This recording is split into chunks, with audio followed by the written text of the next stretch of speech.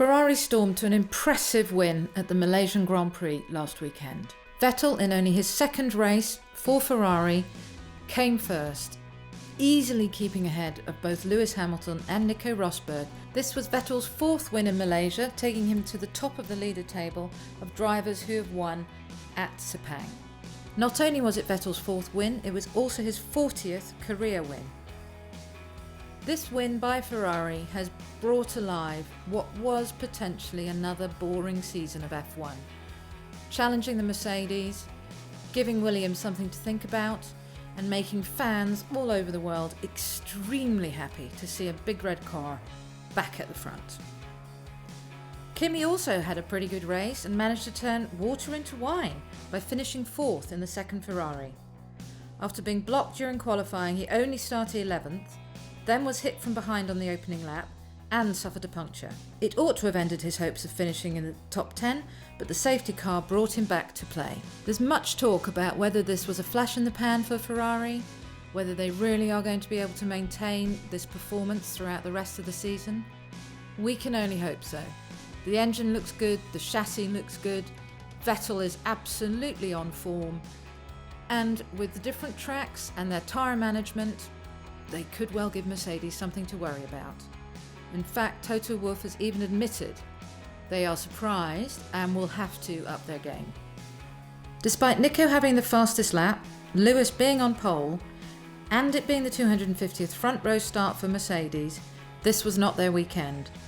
They came second and third, admittedly, so still well up there on the constructors, but they were at least 8 and 12 seconds behind Vettel respectively.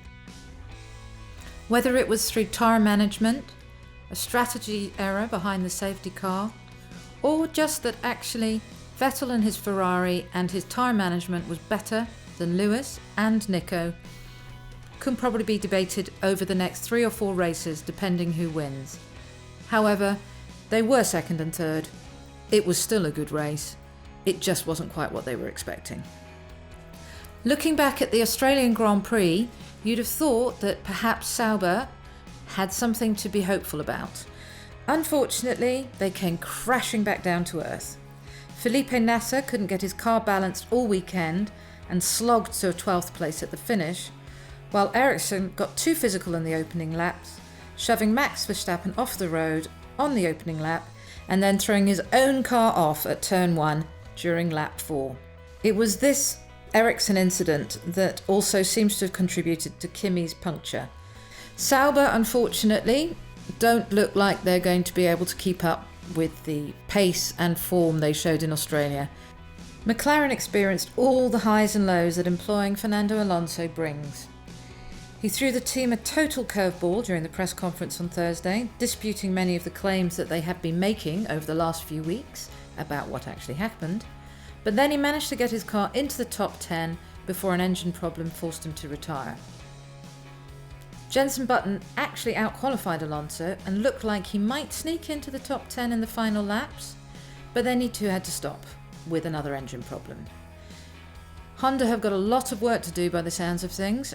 However, Alonso is remaining upbeat, as is Button. I'm not sure we'll be seeing them in the points in China. Maybe Barcelona can bring some hope for everybody. Despite apparent problems with the engines, and that means work for Honda, McLaren themselves are progressing nicely. There were more aero developments this weekend. We know they're still working on the chassis. And with both cars actually doing quite a number of laps this weekend, it will give them more race pace information and data to help them improve. Another torrid, if slightly boring weekend for Red Bull Racing. Christian Horner moaning not only about Renault but also now about the brakes and the brake supplier, were beaten hands down by their junior team. Scuderia Toro Rosso, with its 2 rookies, had a brilliant race. Max Verstappen, Carlos Sainz taught the older guys what to do. There were some errors, Verstappen overshot the pit entry at the final stop and briefly went off track, but he's the youngest ever driver to score points in a Formula One race. Well done, Max. Let's hope we see more of it. Meanwhile, back in the big boys, Ricciardo struggled throughout the race, and while Kvyat could have finished further ahead if he hadn't been held up by Nico Hülkenberg, Both drivers were beaten on pure pace by their young rivals. Mana Mauricia made it to the Malaysian Grand Prix. 2 cars, 2 drivers, full data. Unfortunately, only 1 car made it into the race. Roberto Merhi had a great race. Finished. Car didn't break down. He was 3 laps behind, but then there were others still 2 laps behind. So it was actually a pretty good race for Roberto Merhi. Unfortunately for Will Stevens, he's yet to race. His car didn't actually make it out at all.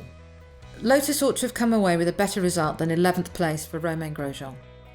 However, Pastor Maldonado was hit during the first corner squeeze after making an excellent start, and Grosjean was tipped into a massive spin during the race by Sergio Perez.